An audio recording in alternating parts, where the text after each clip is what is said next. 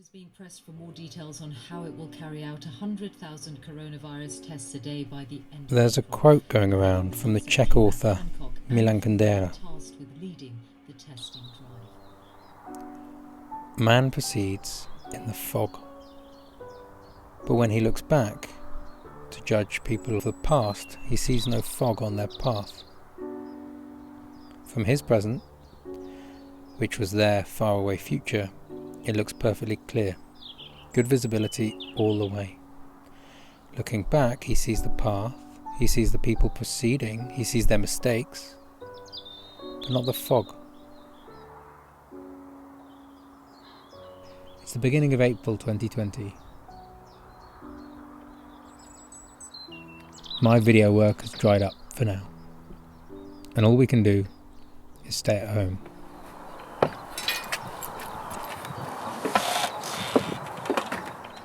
Down on the canal, in the field next to my boat, there's a tractor.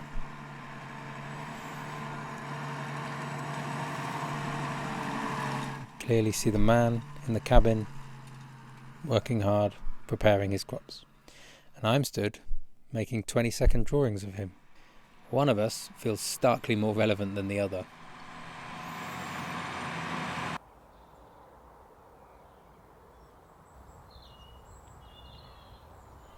I'm no doctor, no nurse, no legislator. I don't have a patent for ventilators up my sleeve.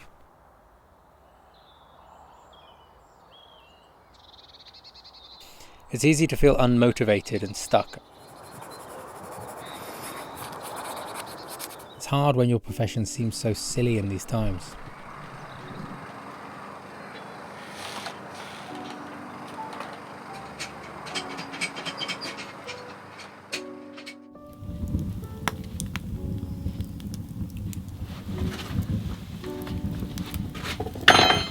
We have to get over the idea that stories are about entertainment and that we should be hearing stories that make us feel good and happy. And the point is, stories... To try and get with the programme, I was listening to a very science and politics heavy podcast when I was surprised to hear the hosts come to the defence of enduring art.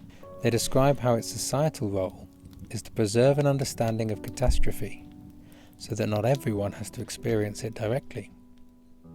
The scenario here is just so new that the stories protecting us from it haven't been written yet. How the Russians seem to have gotten this. War and Peace and the Gulag Archipelago both clearly describe in an accessible way some of the horrors that occurred in the 20th century.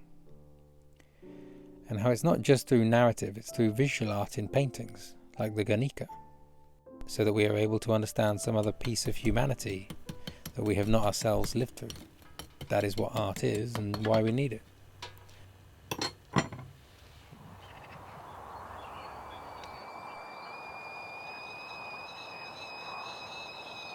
So, I am drawing my kettle. Now, it has a potential to not be as insightful as War and Peace, but it helps me. I always remember how David Hockney once talked about a man called Vincent. If you took Van Gogh and put him into the dreariest kind of American motel room, I suspect at the end of a week he'd still come out with interesting paintings.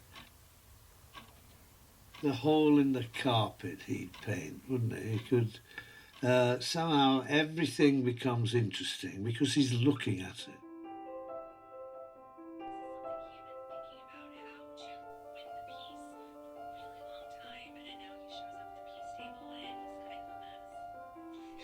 Everyone's world is a lot smaller.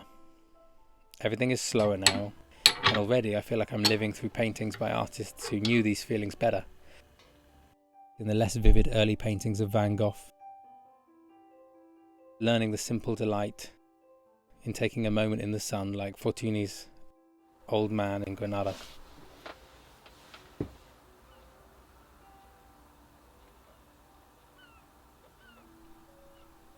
There is a kind of beauty in the everyday humdrum, and it takes stopping and looking to really understand.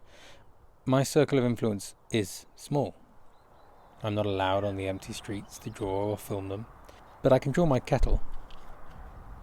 I can think, and I can write, and I can make this video.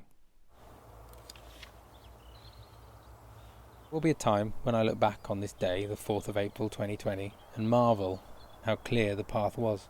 And I guess it's my small way of documenting the fog.